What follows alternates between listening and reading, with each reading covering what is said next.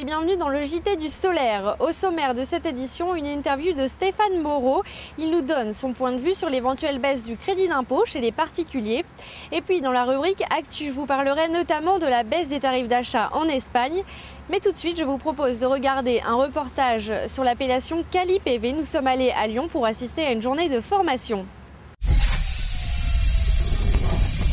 Ils ont 3 jours pour devenir des professionnels du photovoltaïque. La formation Cali-PV a pour but de former les installateurs de panneaux solaires. Il existe 2 branches, Cali-PV BAT pour les couvreurs dont la mission est de poser les modules sur les toitures et Cali-PV ELEC pour les électriciens qui s'occupent des branchements électriques et du raccordement au réseau EDF. Au programme, 2 jours de cours en salle et 1 journée sur le terrain. Au final, un QCM et l'obtention de l'appellation Cali-PV à l'entreprise représentée par le stagiaire. Par session d'une douzaine de personnes, ces artisans déjà établis ou futurs entrepreneurs ont fait la démarche de participer à cette formation qui coûte 1 200 € par personne.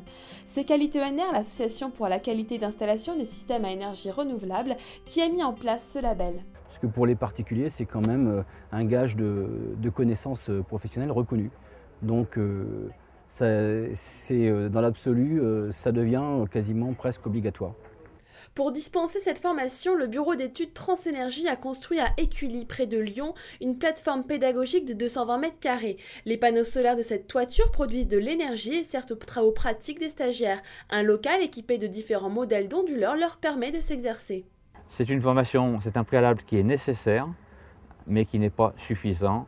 C'est-à-dire qu'au bout de 3 jours de formation pour Cali-PV ELEC ou 2 jours de formation pour Cali-PV BAT, se lancer à réaliser une installation clé en main, ça paraît un peu présomptueux.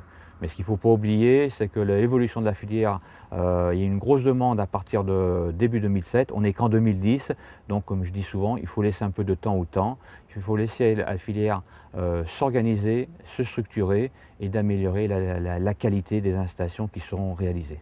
Aujourd'hui, 5600 entreprises bénéficient de l'appellation Cali-PV. Et pourtant, lorsque le Consuel, le Comité national pour la sécurité des usagers de l'électricité, a vérifié plus de 2300 installations en 2009, 37% d'entre elles n'étaient pas conformes. Quali-TENR met en place des audits pour les entreprises Cali-PV et prévoit de contrôler 2000 installations d'ici à la fin de l'année. L'Espagne va réduire ses aides au secteur solaire. Il s'agit d'une baisse de 45% pour les centrales solaires au sol, de 25% pour les toitures commerciales et de 5% pour les installations chez les particuliers. Selon le gouvernement, cette baisse serait due au déficit budgétaire du pays. L'Italie vise le marché africain. Enel, la compagnie nationale d'électricité, vient de lancer en Sicile une usine de production de panneaux solaires et de production d'électricité photovoltaïque. Cette installation devrait produire 500 MW d'ici 2016 et une grande partie de cette électricité devra être destinée au marché africain. Au mois de juillet, le gouvernement a annoncé vouloir réduire les crédits d'impôt pour les particuliers. Madame Bellon, la présidente de RDF, quant à elle, a affirmé que le développement du photovoltaïque pourrait causer un blackout électrique. Je vous propose donc une interview de Stéphane Moreau, le président d'Evasol, pour faire le point sur la situation de l'électricité solaire en France. Y a-t-il surchauffe dans le photovoltaïque pour le résidentiel? La réponse est clairement non. Dans la liste d'attente de projets photovoltaïques que connaît ERDF, il n'y a que 200 MW de projets résidentiels. Ça représente à peine 5% des demandes. Donc la surchauffe du photovoltaïque ne vient pas du segment résidentiel. Qui bénéficie des aides qu'il y a dans le photovoltaïque? Bien, essentiellement des projets dans des maisons individuelles de Français ordinaires. Il ne s'agit pas de Français privilégiés qui ont des maisons de rêve, mais de Français ordinaires, de toutes classes sociales confondues, et qui voient dans le photovoltaïque une double motivation. Faire un investissement qui a un sens écologique, qui correspond à une des énergies utiles pour les générations futures, bien sûr, mais aussi un investissement qui, grâce au crédit d'impôt et grâce à la vente d'électricité qui aura lieu pendant 20 ans, apporte un complément de revenus appréciable.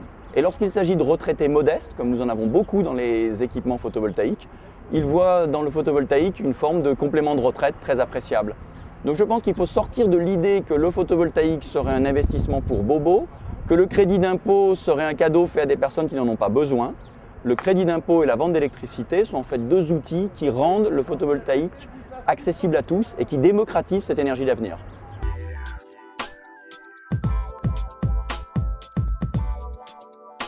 Le Graal du photovoltaïque, c'est d'arriver à fournir une électricité qui soit compétitive sans faire appel au crédit d'impôt et sans faire appel à un tarif d'achat spécifique. Donc globalement, on va pouvoir baisser ces incitations. Les ordres de grandeur sont des baisses de l'ordre de 10% par an. Le seul point de vigilance que souligne la profession, c'est que si nous baissons les dispositifs d'incitation de manière trop rapide, trop brutale, on peut asphyxier une filière qui est seulement en train de naître en France. Donc oui pour une baisse des incitations, mais progressive, modeste et régulière.